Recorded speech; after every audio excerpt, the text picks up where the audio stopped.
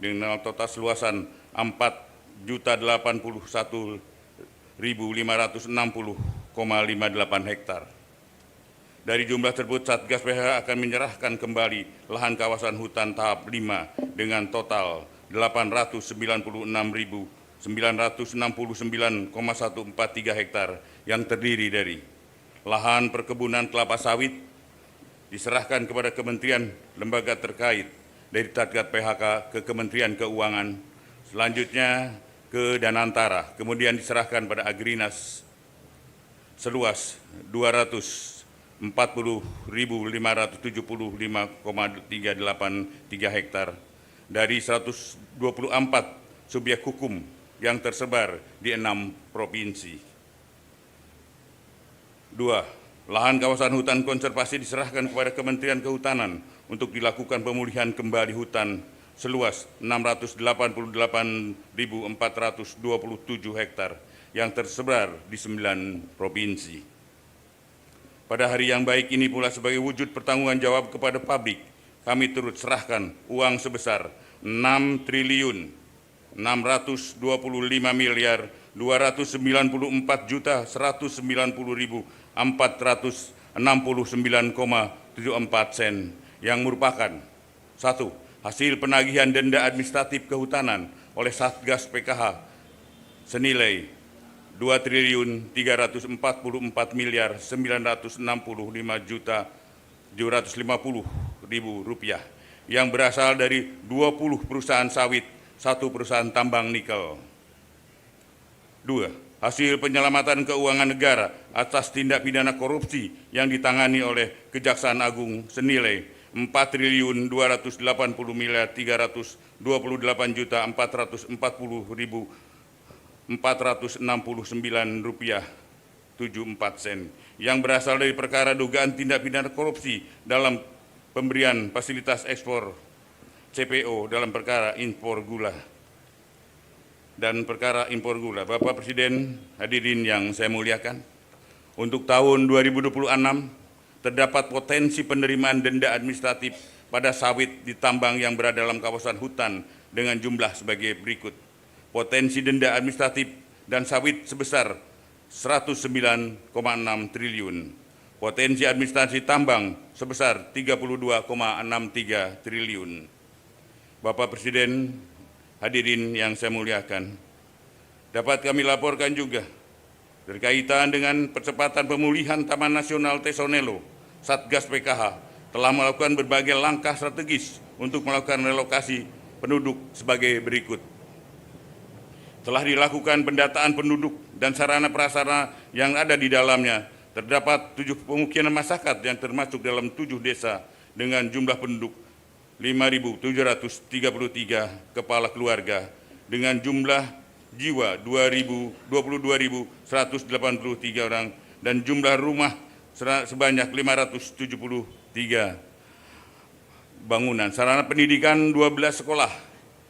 Jumlah rumah ibadah sebanyak 52. Fasilitas kesehatan 12.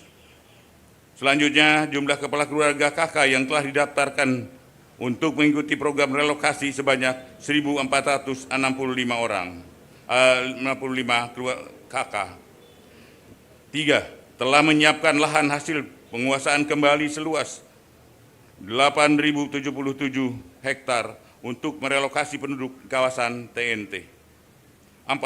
Telah melakukan relokasi penduduk tahap 1 pada tanggal 20 Desember 2025 terhadap 227 KK dari lahan perkebunan sawit seluas 6.330,78 hektar.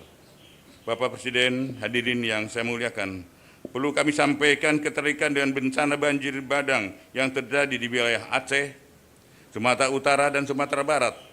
Satgas PKH telah melakukan identifikasi dengan temuan yakni sejumlah besar entitas korporasi dan perorangan terindikasi kontribusi terhadap bencana bandang, dan Satgas PKH telah melakukan klarifikasi terhadap 27 perusahaan yang tersebar di 3 provinsi tersebut. Adapun berdasarkan hasil klarifikasi Satgas PKH dan hasil analisa Pusat Riset Interdisipliner ITB, diperoleh temuan terdapat korelasi kuat bahwa bencana banjir besar di Sumatera bukan hanya fenomena alam biasa, melainkan terarah pada alih fungsi lahan yang masif di hulu sungai daerah aliran sungai yang bertemu dengan curah hujan yang tinggi, sehingga dampak hilangnya tutupan vegetasi di hulu daerah aliran sungai yang menyebabkan daya serap tanah berkurang. Aliran air permukaan meningkat tajam, hujan ekstrim, dan banjir bandang akibat volume air meluber ke permukaan. Adapun rekomendasi Satgas PH menyikapi hal tersebut, yakni melanjutkan proses investigasi terhadap semua subjek hukum yang dicurigai, baik di Sumut, Aceh maupun Sumbar, yang melibatkan seluruh stakeholder. Satgas PKH, Kementerian Lingkungan Hidup, Kementerian Kehutanan, Polri guna menyelamatkan langkah menghindari tumpang tindih pemeriksaan dan percepatan penuntasan kasus secara efektif sesuai dengan ketentuan hukum yang berlaku. Sebelum menghadiri laporan ini, saya sampaikan tidak lupa saya mengucapkan apresiasi yang rasa terima kasih yang sebesar-besarnya kepada segenap jajaran kementerian, lembaga yang telah bekerja keras mewakafkan waktu dan tenaganya untuk bersinergi dalam upaya penertiban kawasan hutan yang tergadung dalam Satgas PK bentukan Bapak Presiden. Hukum harus tegak dan penegakan hukum yang tegas diperlukan seluruh rangka penjaga stabilitas nasional. Kita pastikan bahwa kehutanan sebagai karunia Tuhan Yang Maha Esa merupakan anugerah yang dimiliki bangsa Indonesia, harus dikelola dan dilestarikan untuk kepentingan rakyat, bukan hanya untuk kepentingan segelintir kelompok orang.